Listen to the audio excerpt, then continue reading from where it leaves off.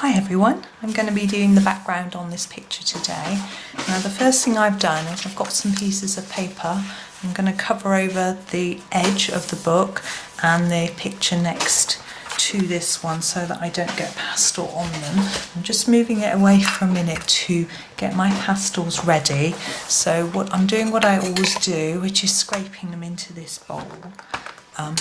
These are my very old Conte a Paris pastels, and I want to use blue. That's a very dark blue. I'm going to go for my lighter blue, and I'm just going to scrape some into this bowl. Now, in between uses with this bowl, I give it a wash, and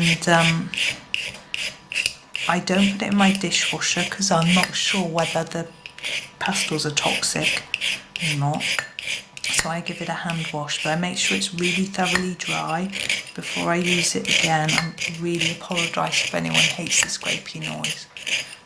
I think that's a little bit more.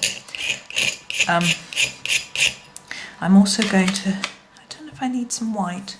I don't think I do. I'm just going to leave it at that. So I shall move that aside. Now my hands have got pastel on. I'm just going to rub them because I don't want to get them on the book. So we'll bring the book back.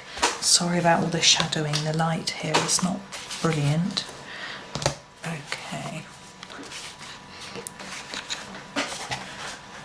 So now we need to line it all up carefully so that you can see it, and so that the pages are all covered up carefully, which I'm going to do.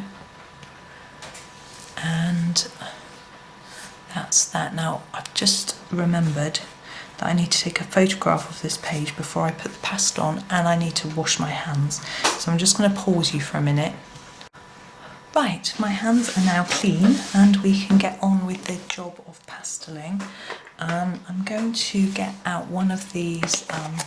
These are called cosmetic tipped cotton buds. So I'm going to use one of these. And I'm also going to get out some of these, which they're called cleansing pads. And that's not, I may not use that for actually spreading the pastel, but just for holding the page down so I don't get pastel all over my hands again. So I'm just separating out one of those, and I put my bowl of stuff over there. So what I'm going to do is I'm going to hold the page open with this one and put some colour on with this one.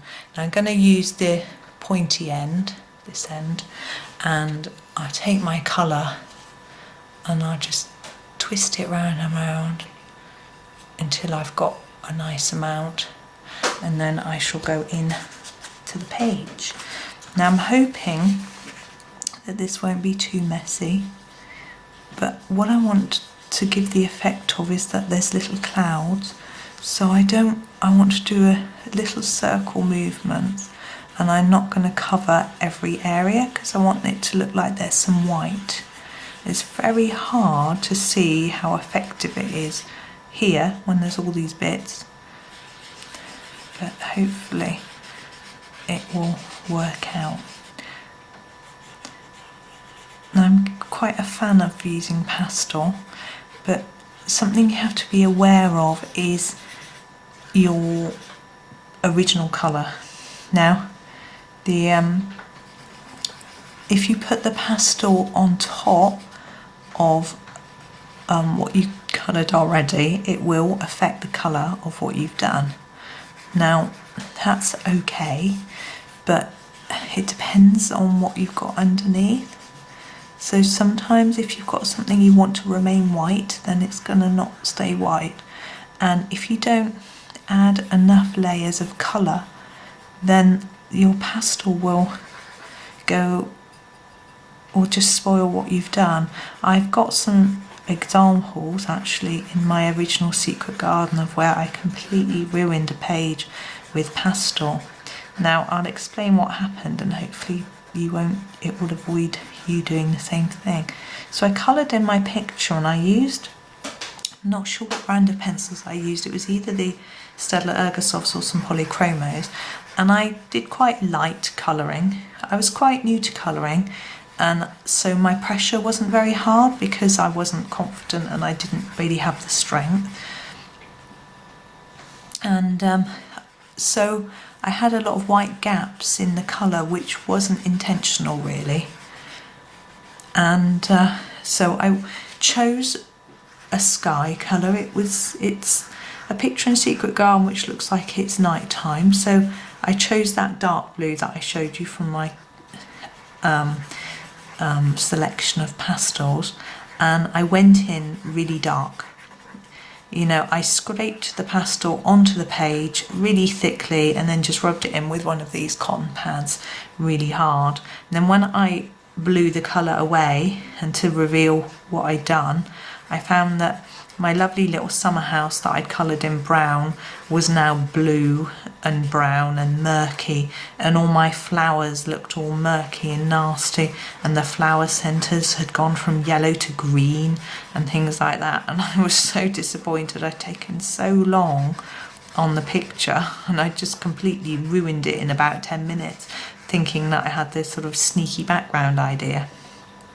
So you do need to be really careful. I mean, a way to get around that to some extent is to do the pastel first. But then you've got to think about, do I mask off the areas that I don't want the pastel on? And how do I do that?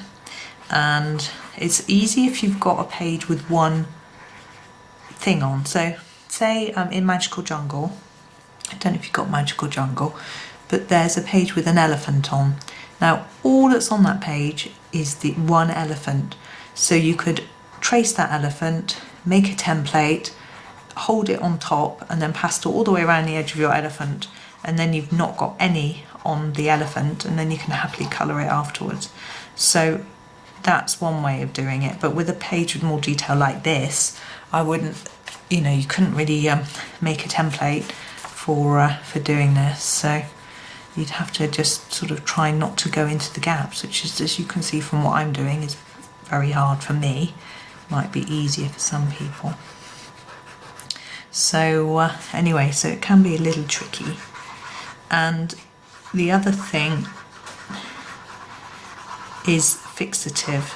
Now, if you do your pastel first, then you start to colour, you will smudge that pastel all over your hands, at the page, on the page next to it, everywhere, and make a right mess.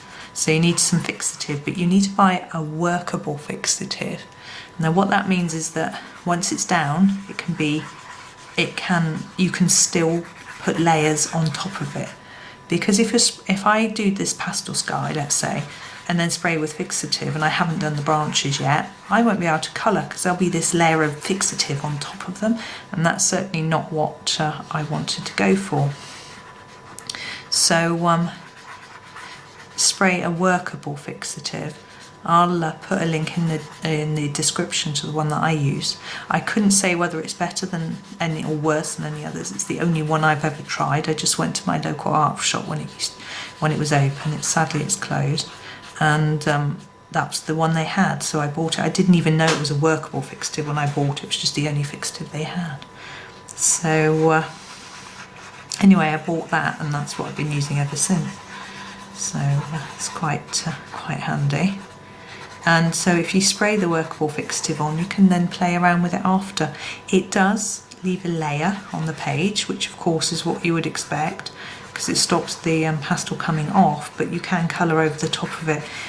When I used it in Magical Jungle, for one of the pictures there, I felt that it was really hard to colour the picture with the spray on, but I've done it in Secret Garden and I didn't find it was so difficult. Now there could be because the paper's different. My copy of Secret Garden's quite old. It's a very different paper to the one in Magical Jungle, but it could also be that I sprayed too much. I try to be really delicate with my spraying these days because I had an accident where I did the lantern page in my big copy of Secret Garden. Look, I missed that feather. Look at that. And colour that in a minute.